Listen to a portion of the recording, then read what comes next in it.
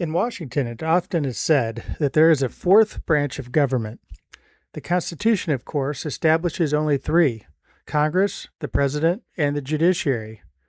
Each derives its authority from Articles 1, 2, and 3, respectively, in the Constitution, but ultimately from the consent of the governed. Yet, over many decades, administrations and legislatures of both parties have allowed another center of power to emerge: the administrative state. Unlike the constitutional branches, this one is staffed largely by unelected officials who exercise broad authority while remaining far removed from direct political accountability. Regulatory agencies have produced an ever-expanding body of rules governing not only how government functions, but increasingly how businesses operate and how Americans live their daily lives. Individually, many regulations appear modest, but collectively, they impose enormous economic costs and gradually shift decision-making away from elected representatives. This phenomenon is not confined to Washington, D.C. State governments have built their own administrative apparatuses, often mirroring the federal model. But states have another distinction. As Justice Louis Brandeis observed, they are the laboratories of democracy. While some have expanded regulation, others are testing ways to restore legislative authority, reduce unnecessary bureaucracy, and place greater trust in citizens, entrepreneurs, and markets. One of the most promising reforms is the Regulations from the Executive in Need of Scrutiny, or REINS Act. Its premise is straightforward. Major regulatory decisions should be made by those who are accountable to voters. Under a REINS framework, regulations expected to impose costs above a specified threshold, for example, $1 million, cannot take effect unless approved by the legislative branch.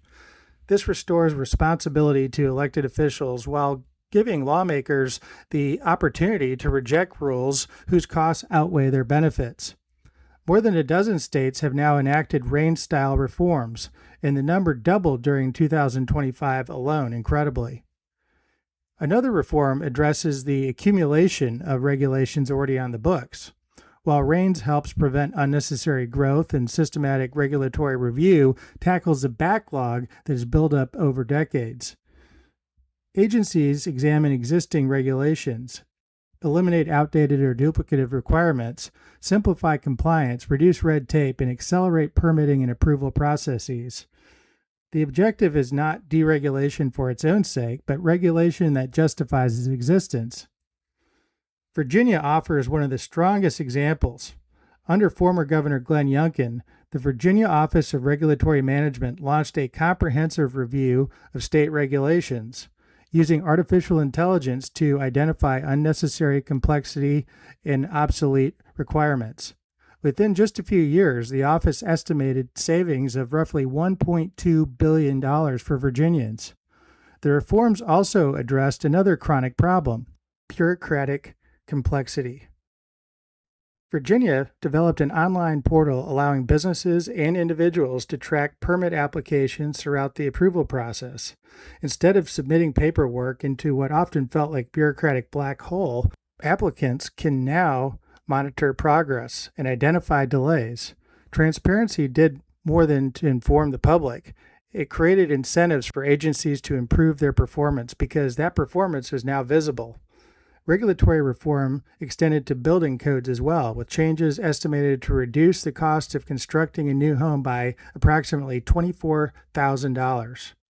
Inspired by this Virginia success, Texas has established the Texas Regulatory Efficiency Office, or TRIO. The office has moved quickly. As Governor Greg Abbott announced in May, TRIO completed an initial review of only 11 state agencies. According to the office, those reviews recommended more than 435 regulations for amendment or repeal, eliminating roughly 69,000 words from the Texas Administrative Code, and are projected to save taxpayers approximately $123 million. Yet the challenge remains substantial. TRIO Director Jerome Greener has noted that the Texas Administrative Code contains roughly 20 million words and an estimated 274,000 individual regulatory restrictions. Texas Senator Phil King, the sponsor of Senate Bill 14, which created this innovative regulatory relief program, said, "For Texas to remain the best place to start and grow a business, we need to continue to be the nation's leader in government efficiency. This cutting-edge tool is a major step in that direction," unquote. Washington still faces the much larger task of unwinding decades of accumulated regulation. But the states are demonstrating that reform is both possible and practical. Their efforts are not simply reducing paperwork, they are reconsidering the proper relationship between citizens and the administrative state. They recognize that bureaucracies naturally tend to expand unless institutions are designed to check that expansion. By restoring legislative oversight, reviewing existing rules, embracing new technologies, and increasing transparency, these states are showing that government can become more accountable while allowing individuals and businesses greater room to prosper. For more information, you can go to alec.org. For American Radio Journal, I'm Jonathan Williams. Thanks for listening.